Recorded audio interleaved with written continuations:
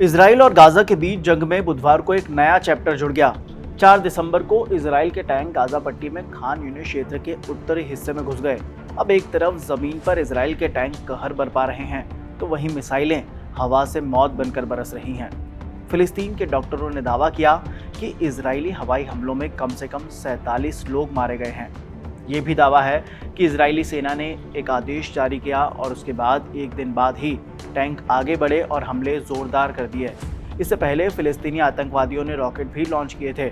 रिहायशी इलाकों के पास गोले गिरने से परिवारों ने अपने घर छोड़ दिए और वे शिविरों में चले गए। इजरायली हवाई हमले में कम से कम 17 लोगों के मारे जाने का दावा है। ताज़ा अपडेट के मुताबिक दक्षिणी गाजा के खान यूनिस क्षेत्र में इजरायली सेना लगातार आगे बढ़ रही है और इस पूरे इलाके में 47 लोगों की मौत का दावा है।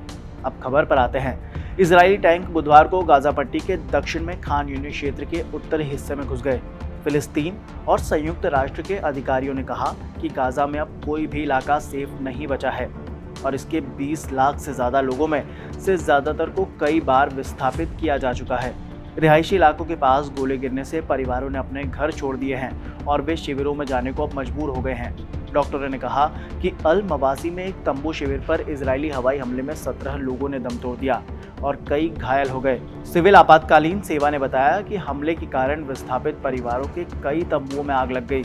वहीं दूसरी तरफ इजरायली सेना का दावा है कि हमले में खान यूनिस में मानवीय क्षेत्र से सक्रिय हमास के कई आतंकवादियों को निशाना बनाया गया है। एक बयान में कहा गया कि हमले के बाद विस्फोटकों की पहचान की गई, जिससे क्षेत्र में हथियारों की मौजूदगी का पता चलता है। उधर आपातकालीन सेवा ने बताया कि एक और इजरायली हवाई हमले ने गाजा शहर में 3 घरों को निशाना बनाया, जिसमें कम से कम 10 लोग मारे गए हैं और कई अन्य घायल हो गए। कई पीड़ित मलबे में अब भी फंसे हुए हैं और बचाव कार्य जारी है। इस घटना पर सेना की तत्काल कोई टिप्पणी नहीं आई है। चिकित्सकों ने कहा कि मध्य गाजा के इलाकों में 3 हवाई हमलों में 11 लोग मारे गए, जिनमें 6 बच्चे और 1 चिकित्सक शामिल है।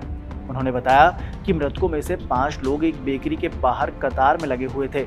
एक तरफ इजराइल और गाजा में जंग छिड़ी हुई है, तो वहीं लेबनान के स्वास्थ्य मंत्री फिरास अबियाद ने इस बीच एक बुधवार को बड़ा दावा किया है कि 7 अक्टूबर 2023 से लेबनान पर इजरायली हमलों में 4047 लोगों की मौत हुई है और 16,638 घायल हुए हैं।